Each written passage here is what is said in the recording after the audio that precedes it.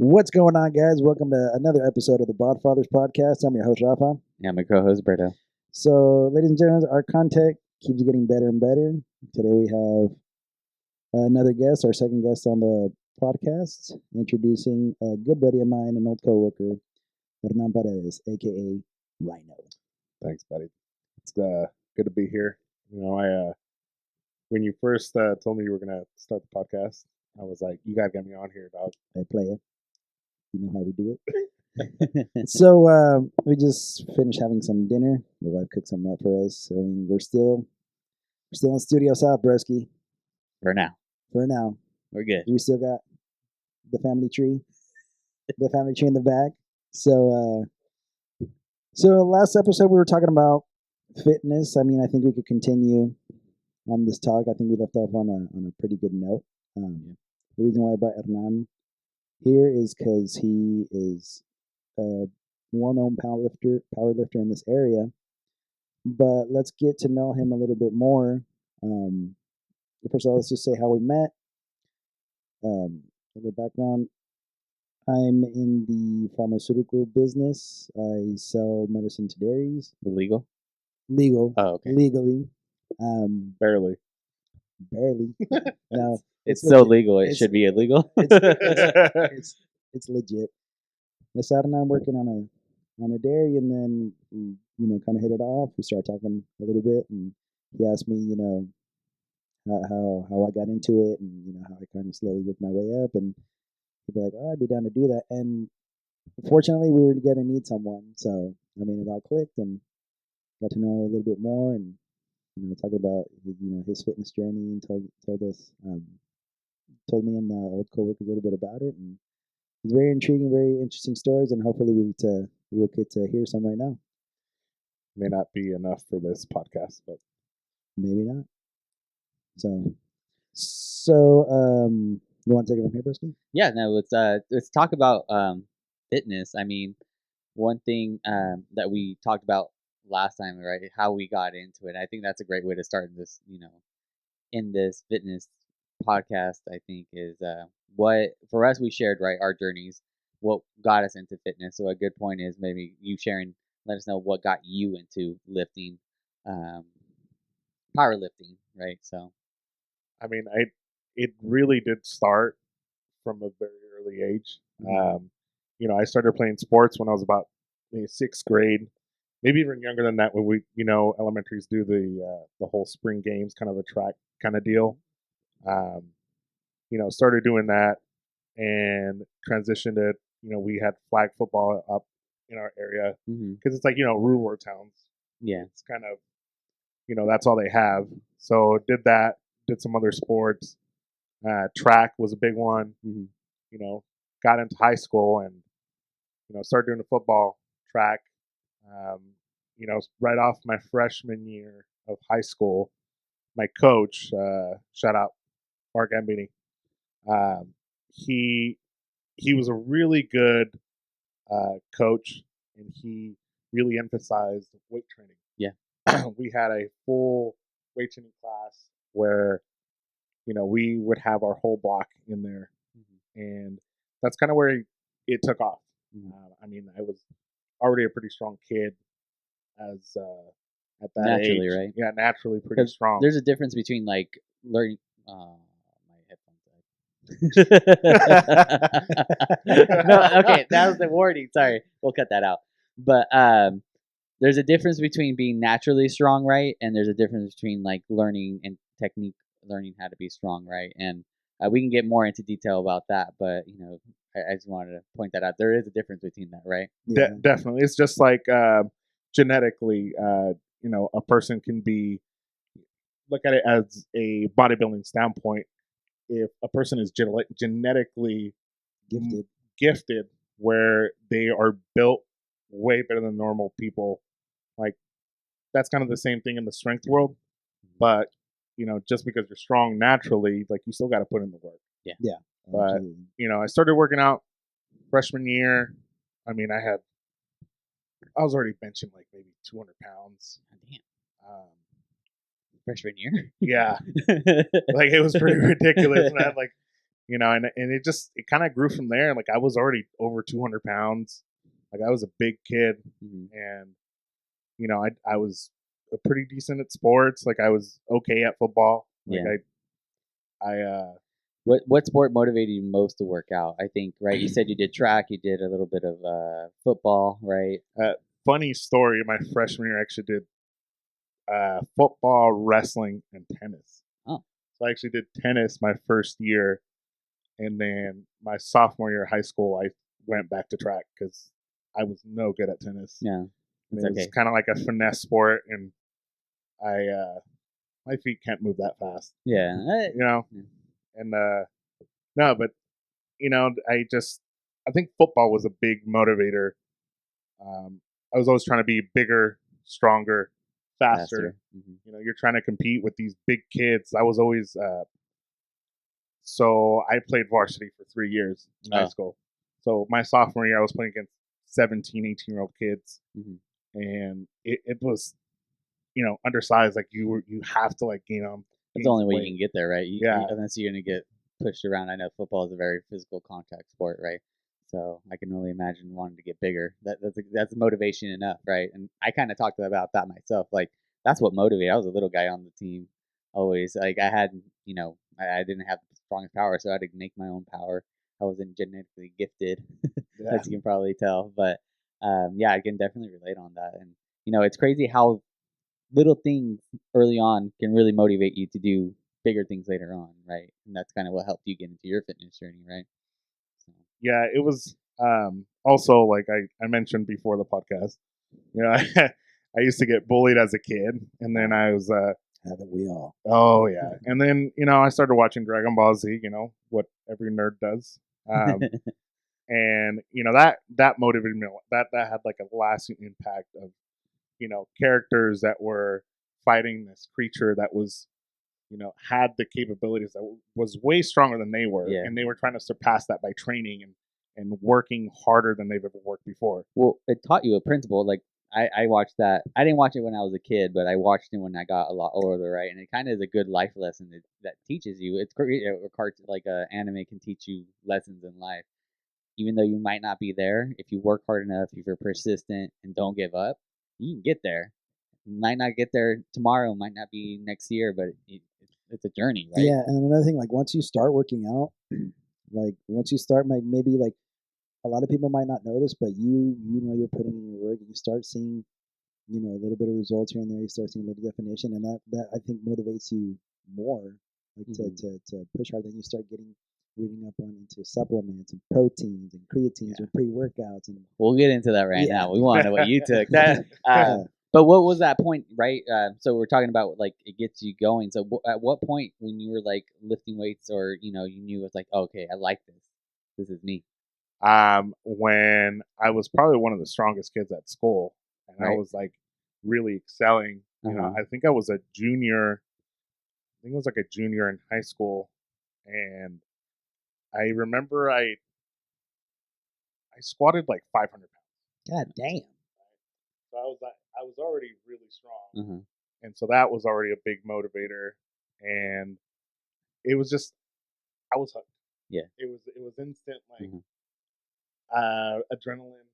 It was the thrill of pushing myself to the next level. And then plus, I mean, if you have like your whole, you played defensive tackle, right?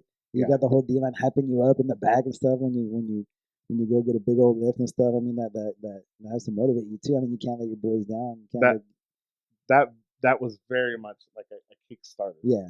And it was fun. And watching other people, like I think that's another thing. It's like watching other people get stronger with me. Yeah, and I think, but it also pushes you, right? Like, yes. Yeah. Oh, it's they're getting better, but I still want to be on top. And for you, Yeah. you were on top. See, I was always at the bottom trying to catch up, and I think different perspectives, same goals, right? You still want to keep growing and getting stronger. Yeah. And it's crazy the effect, right? You were always like the strongest one. You said, right? I wasn't always the strongest. I got to be the strongest one at one point, and even though I was always naturally lean growing up, I had a fast metabolism. It was frustrating because I couldn't bulk up very easily, right? And didn't always have the genetics either. So um, it's interesting to see like a different perspective. Like I'm like, damn, that's how it feels to be on the other side of this, right? On the other hand, too, is like it's really hard for me to lose weight. Yeah. I can gain weight, I can get stronger, but losing weight is tough. Mm-hmm. Tell me And about it. and but getting stronger is always fun Mm-hmm. because then you have, when I was in high school, it was always like you got the football team pushing you, you're pushing the football team because you don't want to be the only one up there. You don't want to be, the only strong guy on the team. Like you want everyone to come along with you. Yeah. And that kind of just followed me everywhere. Like you don't, you always when you start lifting, you have all these questions. You're insecure about what you're doing, and it's always good to for me to see newer people, new people coming into the strength sports of whatever it is, strongman, powerlifting. I mean, even CrossFit, but seeing them progress, that's always very motivating. And yeah, like one thing I wanted to ask you, dude. So like when you learned, I mean, a lot of guys, like when I started working, I just saw, some young kids, trying to, bench 2 plates right off the bat and just not have good technique. Where like, did you, play it safe and just learn, good movement or just, just to prevent injury? Like because when you're young, I mean, you don't think about it. You just want to show off. You want to be the strongest, baddest person in the gym and stuff, and like that's how injuries come. And I so I just learned want to know how. I learned the hard way. I've had a herniated disc. I mean, I've messed up my back plenty of times. You know, I'm always hurting. Like even now, it's tough to like sometimes on my knees are just sore. Just lifting now, it's a little bit harder. It takes a lot more warm ups and cool downs and stretching, and and you don't always do it. Like you're in a rush, you got things to do, and you're just and sometimes you don't even have enough time to get a decent workout. And sometimes you only have like a 30-minute. You just try to get do a heavy session. Just three heavy sets and vámonos. Yeah, I mean it's a little bit different with powerlifting or just trying to get stronger. Okay, so before we get that, so with powerlifting, just tell everyone basically like a little bit of the background. How many different lifts there are? So powerlifting comprises of 3 different compound lifts. You got your squat, bench, and deadlift, and this is all done. They have competitions where you have 3 judges, and they judge your lift, and you get commands. So it's not like you just go and pick the heavy shit up and throw it down. No, it's got to be judged. You got to hit proper depth on your squat. You got to pause your bench. Like your deadlift, you have to hold it at the top before you get a down command. Like it's legit. Is it like the same judges every time, or like depends? Oh yeah, for all 3 lifts, is it the same ones? Or? No, well that gets a little bit complicated because there's plenty of federations out there that they have their own powerlifting, different kinds of rules. There's, I mean, I could name off a few right now: USPA, USAPL, WRPF. I mean, and they all have um, different rules. There's also different bars. There's also different rules regarding PEDs. Some are very strict on the drug tested, and some are not drug tested, and it all depends on what you want to do. I mean, there's like a special deadlift bar that has a little bit more whip, so you can actually start pulling from a higher angle. Versus like, and what's whip? What's whip mean? So the bar when it bends. Oh, okay. So that's what kind of that means. And then they have these special squat bars that are 55 pounds instead of the regular 45-pound bars, and they're longer. Oh. So there's a couple federations that use that, and then there's USAPL, IPF, Powerlifting America.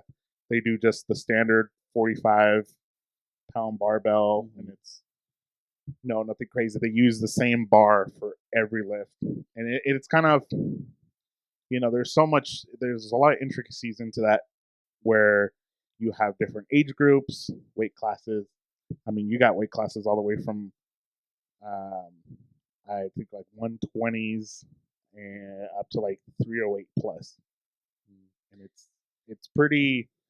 There's a lot of there's something for everyone out there in that sport. And I was gonna like at these meets, I was meaning to ask. So you said like you mentioned to me a while back, like on your 3 lifts, like you're accumulating they accumulate all the weight you lift at the end, right? Yes. So whatever three, so you get 3 attempts per lift, and that the lifts that you complete on each one, the best one gets added to a total. So out of the 3 best lifts from each exercise, you get a total, and that's what you get ranked, or that's your total. And if let's say you miss any of your lifts, like if you miss your squat, you're disqualified. If you don't get a single squat, you don't get a single bench. Like you could go all the way up, finish most of your meet, and go up to your deadlift and not finish a deadlift, and you're out. You're disqualified. So it has to be like a complete. In order for your points to count, Yeah. you have to complete all at least one of each. So you could go in, do your first attempt on each one, and still have a total. So when you're lifting, right? My curiosity, we talked about injuries, right? A little bit. Just want to come back to that a little bit. Would you say you're more injury prone when you're doing those super heavy lifts, or is it a matter more of like if you have the right technique, you can go as heavy as possible? Or you think it's excess training too? There's a lot of variables, definitely. It is dangerous. I mean, like especially if you get heavy crap, yeah, it's you're pushing your body to the limit, and let's say, so your max is, let's say it's 200 pounds, and his max is 300 pounds, and you guys are both trying to do your max. It doesn't matter. You're on the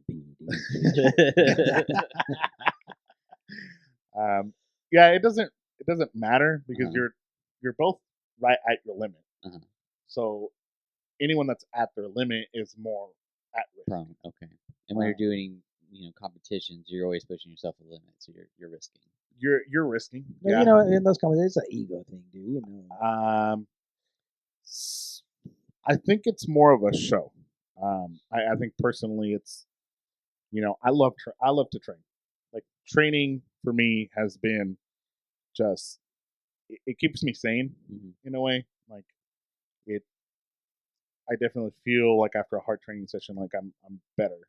I'm just more focused. I have a clearer state of mind. But when you get to the meet, you're showing off. It's not so much an ego. It's just it's the fruits of your labor. Your training. Yeah, right. And it's like you show off all this work that you do, and then you can really put it out there and show, hey, this is what I've done. And you can really put a number to it, right? Like it's a clear cut. I picked up this amount. Try to beat a bitch.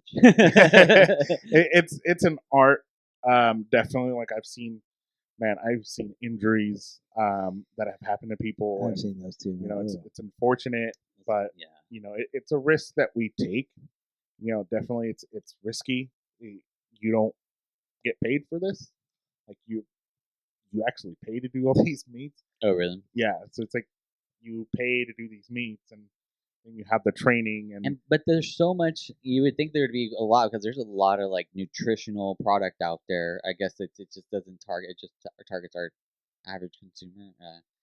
Like right, we talked about this a little bit in one of our previous podcasts. Like there's a lot of stuff out there, right? You can easily get lost. I mean, what was the biggest thing that you went after when it came to like nutrition and supplements, right? Because there's so much out there, right?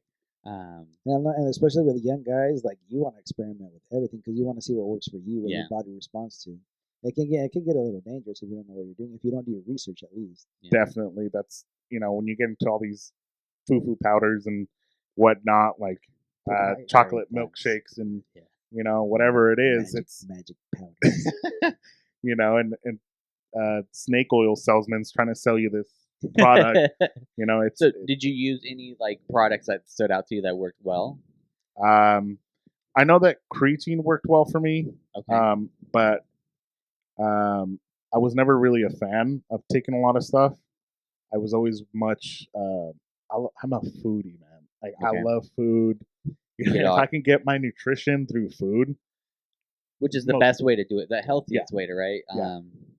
I mean, I'm no like nutritionist, but I'm assuming that's probably the best way, the natural way. I am assuming as well. I am not a qualified nutritionist, so please don't quote me on anything I'm saying. Rafa is. No. Yeah, let's go to the buffet. No, you know what? Like I've been through different stages in my lifting career. Mhm.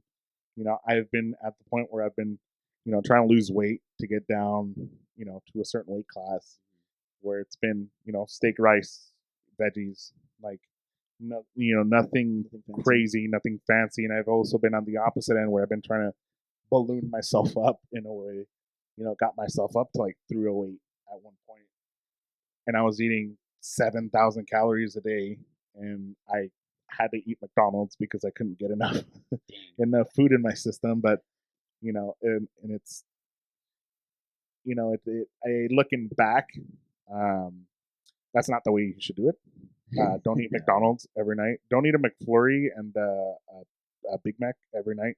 No, and like I don't know, like if younger, like the younger generation that's getting up like into this powerlifting or bodybuilding or even CrossFit, like if they're going to take it serious, I think they should sit down with with a nutritionist and just set up a good diet. There's also a lot of information out there, like, and a lot of people get misinformed, which kind of sucks. Like when we started working out, probably there wasn't that much information out there. There was a lot of new stuff, but not that much information. I don't know. There probably was, but we just weren't looking in the right places. Yeah, and I think education goes a long way when it comes to starting in the, like, if you start your fitness journey, I guess you got to have clear goals, but a lot of people don't know what they want. They just start working out because they like the experience, and I think that's where it kind of leads them down rabbit holes. And then which brings me back to when I say you start seeing results, like maybe like a timid guy or girl. I mean, wants to bulk up to get a little bit more confidence. Yeah. Like a lot of people like introverted, and then they start working out, and that's a good release. That's a good outlet for them. I know that's what happened to me. I mean, after high school, I was like very very skinny, and then I started working out, and then I mean, you go through hell. You put your body through hell, and like sometimes like days I wouldn't work out, I'd feel funky. Like that's where you got the Jack 3D and kicks in, kicks your ass. What's that one thing in it? MDMA. I don't even know what it was in. It worked. Like all I know is it worked. It's like crack. Something like that. Like when I first started working out, that's the first pre-workout I got. Like the Jack 3D. Holy crap! That's a holy grail of workouts until they took it off market. I'd be like, why the hell am I so itchy? Beta alanine for you. That's yeah. I've done some pre-workouts in my day. What's your favorite all-time pre-workout? You're like, this shit works every time. You know what? I just got it. Oh really? That what's his name? C-Bum. Chris Bumstead, I think. Yeah. Right? Yeah, I got his pre-workout recently. The Green Crush tastes just like cucumber lime Gatorade. Oh, I love it. It's good, and it works really well. Like I get really good workouts. Would you prefer taste over results? There's some that taste like absolute, like, I don't know. I think there's got to be a balance. Yeah. Like you got to have some taste, and you got to have some results. Like, it's hard to take some of those. You a dry scooper too? Never. I have snorted some pre-workout before, really? though. Yeah. Oh gosh. I have some stories. Yeah. I don't know how you did that. I could not. Your nose gets all itchy from the beta alanine. Talking about sniffing, like big thing in the powerlifting world is the ammonia, the smelling salts. You guys ever tried any of that? No, but I've seen like videos where like guys just take big old whiffs and they're like, "What the fuck is this?" And they're like, they're all grossed out and stuff. What is the deal? I've never heard of it. I mean, it's it's supposed to. So it's those little capsules that they, the ER or To whatever, wake you up. yeah, to wake you up. Okay. Those little capsules. Yeah. Okay. Yeah. So that kind of stuff we use it sometimes. To get you. Like it gets you like a little Like jump. before a lift. Right? You know, if you want to hit a PRI scene, guys, smell that. it'll get you a little bit jacked. I mean, there's some. I guess there's some like psychology to it. Like, um, going up to a top set, like where you're working somewhere close to your all-time max, like you need to be not just physically there, like you need to be mentally there. Like there's a big mental aspect to this where you have to be there. Like your mind has to be set on this goal, and you have to get yourself psyched up enough. You have to commit to it, I think, right? Yeah, like there's no like with 600 pounds plus on your back. Like there's no room. There's no it's not room like for when error. you're just working out. It's like, oh, I can just slow down on the treadmill, or I can. There's a safety thing. I'll just let go. Yeah, no, like there's in powerlifting we have these racks that are combo racks. So we have you can throw a bench in there and you can take it out and you can squat on it. And when you squat on it, there's no racks on it. Like there is, but they're very flimsy. I think the weight rating is like 500 pounds or something. So you don't want to trust that. There's 500 pounds on one side alone. Yeah. Sometimes, yeah. And it's you have to be psyched up enough to where like there's no. You can't just show up. You have to be committed every day. Yeah, I remember when I used to get close to a competition and I knew that I had a big lift that day, and I remember waking up and from the morning my mind was thinking about that lift. Like how I just visualizing the lift. Like, okay, I'm gonna go in there, I'm gonna get psyched up. Like I have all this stuff that has been bothering me or all this stress, and I'm gonna just completely go berserk on this because I'm a psycho or whatever it is. Yeah. And like it's definitely you have to have a lot of willpower, and you have to be committed, and you have to be aware of the risk because it's not. Yeah, it looks like it's more like you have to show up every day versus like when. I remember when I worked out, there was a lot of like when I got to my peak, it was more because of an emotional peak. I don't know if you ever heard like the analogy, right? If you're going through a breakup, you work out harder when like, for example, like if a certain song came on and that's your pump, right? But you can't do that in power, right? You can't. Like, with the favorite song coming on. Yeah. I mean, what's your favorite song? Oh, I got a lot. His is Barbie Girl. You know what? I have gotten so jacked up to Alicia Keys. Oh, really? Where I'm it's going. Crazy. There's certain songs that give you a pump. Like if well, who's your like main playlist? Like, so for me, it's Linkin Park. Like that's what got me, like the hybrid theory. Like in the end, it fucking there's certain like chords that get me like going Runaway. Like I can name all these songs. Like I know when to hit play what song, and it kind of gave me a routine. And it Somewhere I Belong, like I can name multiple songs. So for me, it was just Linkin Park. So mine's Enter Sandman. Oh man, yeah, that's a good one. That's a good song, dude.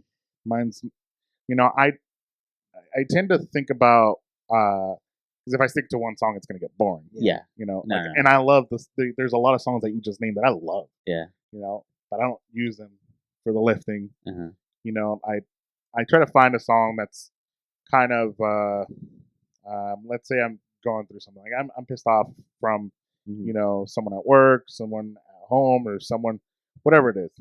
Like I look for a song that's kind of similar to what I'm going through, and then I can kind of tap into some of those emotions, like in your feels. Yeah, basically. Like, and then you use that. I mean, I it's kind of always treated as a therapy session, especially as I got older. It's always been like, what am I dealing with? What can I go to the gym and go get these lifts and disperse some of that, the stress relief, some of this stuff that I've been holding on to. It's like, how can I let some of that go? Like I have all this fuel, might as well use it. And it's crazy how your workouts grow as you get older. Like they transition first. You want to get like for me, my story was like I wanted to get stronger so I can be better at sports, and from there I just wanted to look good. When I was in college, and from there it went downhill. Stopped working out, but now I just want to do it for health, right? And workout like it can improve the quality of life in every stage of your life in different ways. And I think that's how I look at fitness now. It's just for me to be healthy, to be there for my kids in the future. But before then, you would ask me why do you? I want to be swole, or I want to fucking look good. I want to be the best player on the team. It's crazy how working out can really change your mindset into how you want to be in your current state of life. So it's pretty cool. And it also gets you ready for life in a way. Yeah. Like, what better analogy than having weight on your back and it's weighing you down, but you have to push it up. Yeah, that's a great one. And how I looked at it, right? I looked at it. It teaches you how being consistent and continuously going after something will get you the results you get there. It's just gonna take time. Maybe time will reward you if you put in the work. That's another thing that. And this whole like lifting deal, like it's a marathon, man. I know. Like, I was gonna say that you cannot rush it. Yeah. Like me when I started working, I started working out when I was like 145 pounds, and it took me like 2 years to get to a goal weight to get to like 185. And even I think that was kind of fast.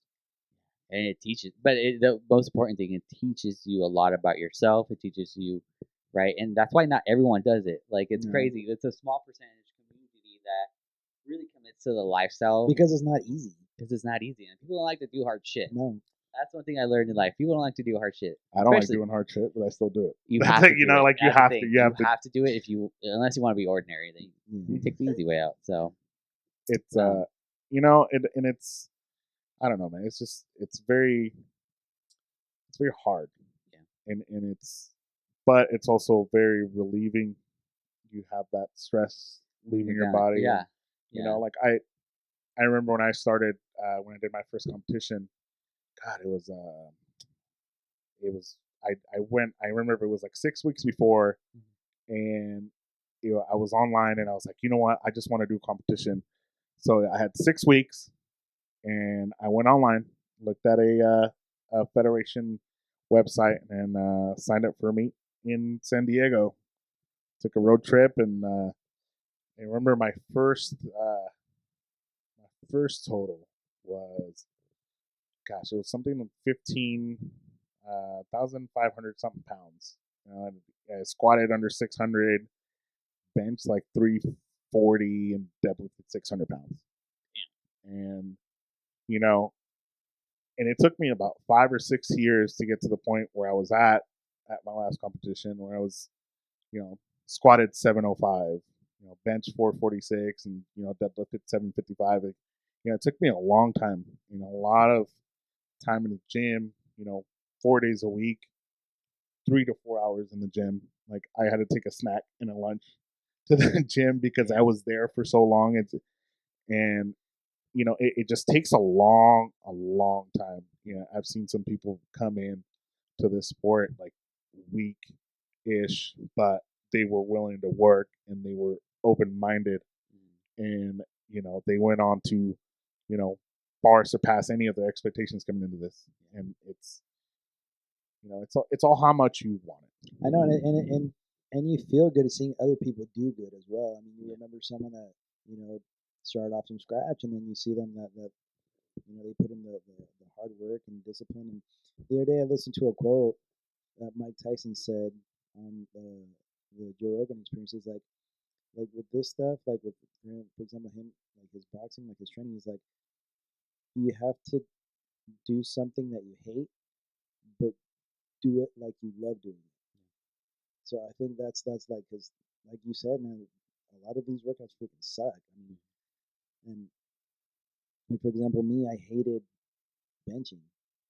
I hated doing chest, and but I mean, it comes with it. I mean, you want to be proportioned. You want to look. You want to have like the good. You want to have like a good, nice tapered figure, and I mean that's part of it. You mean you got to bust your ass and uh, put in the work. Put in the work, player. Yeah.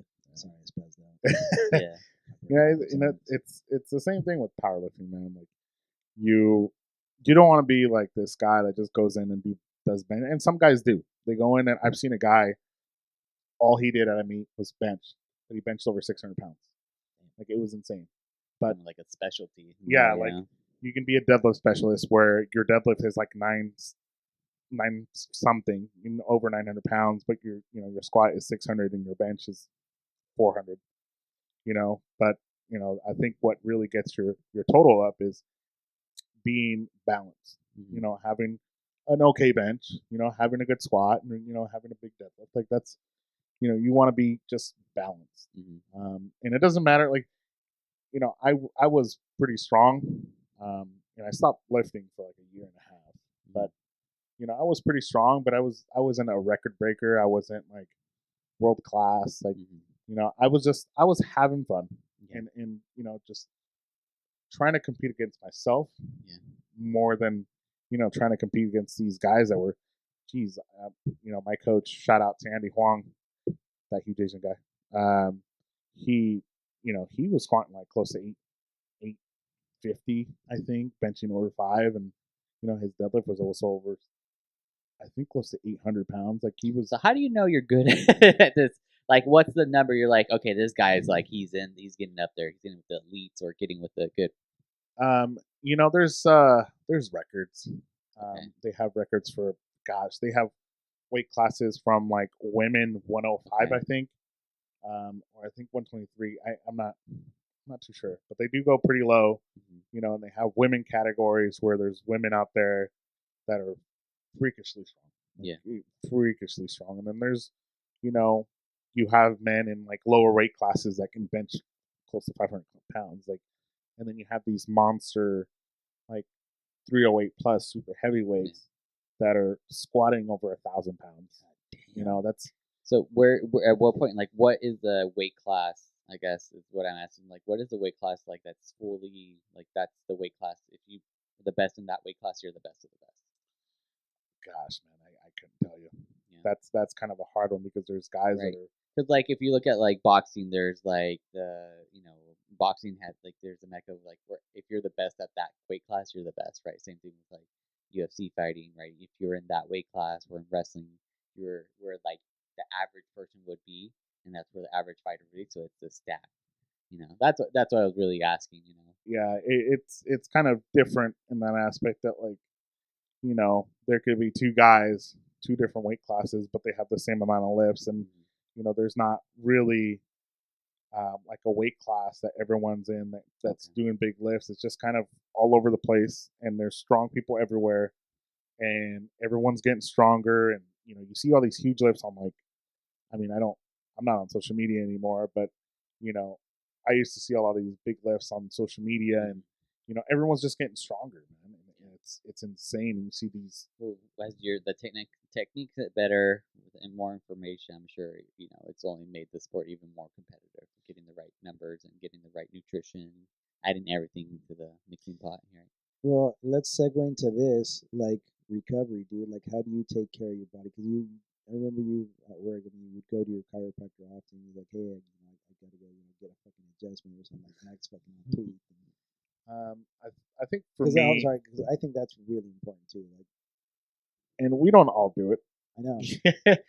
Like some people are just too proud, man. Dude, sometimes I go to the gym, I work out, and I'm tired, and I just leave, and I don't stretch, and that's and sometimes I'll stretch, but I'm pretty guilty of that, and I try to stretch as much as I can, like even if I'm at work, and I'm just standing there, I'll do a stretch or two. I mean, and when I'm feeling a little banged up, I've had this chiropractor by the name of Joel Huff.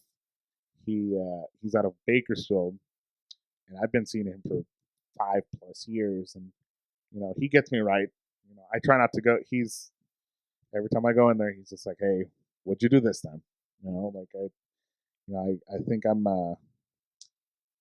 I should be stretching and doing a lot more of that stuff, but you're busy. You sometimes you don't have time. Like maybe you're going to the gym late, and you have to go home because you got to take a shower and go to bed because you have in early morning the next morning. It's kind of it's tough, but I try to just take care of myself in that way where try to stretch as much as I can, drink enough water, um, and eat right.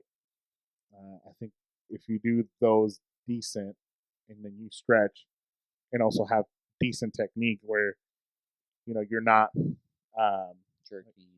yeah, like if you're squatting like and your feet placement is off, like you could work your hips or something, like you could do something funky like that where you know I've seen guys tear biceps and quads and and it's kind of a fluke thing where they're really good lifters. It's just you see these things all the time. And sometimes they're like unfortunate accidents. Like they're not even thinking about it. Yeah, definitely. Like, you never know like when something could happen. I saw my buddy, and I was I was pretty close by. He was deadlifting, and my buddy, um, he was deadlifting. His bicep came off the bone, and it just rolled up, and Like a curtain. yeah, and it wasn't his fault. He was just it was kind of a fluke deal where he was deadlifting and his elbow kind of crimped a little bit where he tried to curl it a little bit and it just his bicep went, and it's some things you can't control. Like I've I've always had like a knee issue on my right knee, where I try to take care of it. My right hip is kind of banged up, so I try to just stretch and do as much as I can to prevent any injury, which is called prehab. I don't know much about it. I'm not that scientific, but I try to do as much research as I can and just stay informed. Yeah. I think the best thing you can do, even as an advanced lifter, you can just research. You can never know too much. Yeah, that is true. Well, with that being said, dude, I think we could wrap it up and we could pick up some other day because I know these are going to be some fun sessions that we're going to have. But definitely, we're going to have more in the future, and Man, thanks for having me on, guys. No problem. It's fun meeting Berto, and you. Like I've been talking about this. We've been talking about this for. I've been bugging you. Hey, get me on, dog. I know. But so like I said, life, man. I mean, we started this project in January, and slowly but surely, and then we started promoting it and stuff, and release date didn't go as planned. Hey, the video said June 1st. June 1st. It was June 2nd. My bad. We were a day late. But anyways, that being said, we'll continue this some other day, and thanks for watching. Thank you, everybody.